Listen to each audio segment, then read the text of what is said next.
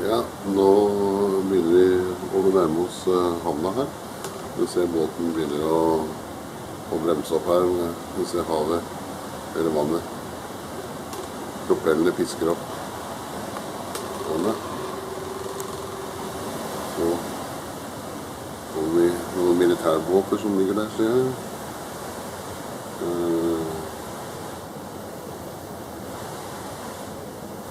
Ja. Nå nærmer vi oss og snur rundt her.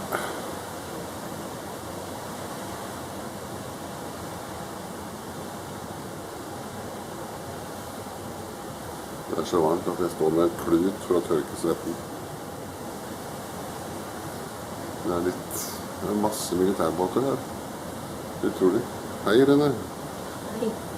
Ser du... Der kan du se.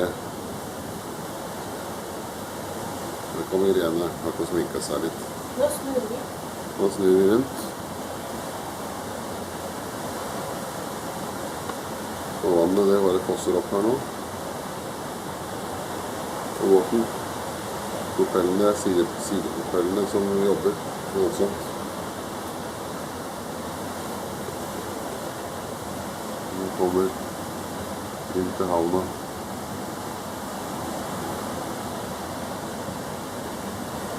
Ser vi ganske høye fjell i bakgrunnen her. Morsomt egentlig.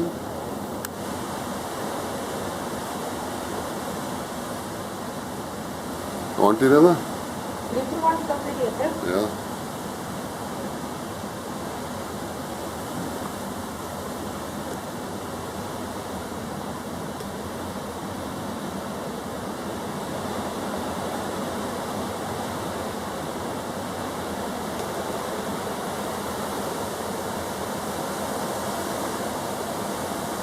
Ja, jeg tror det får holde, for nå får jeg sola midt i fleisen her, og da blir det ikke så veldig bra.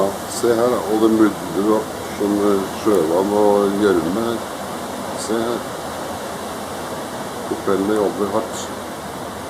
Se møkkavannet som kommer etter propellene. Ok.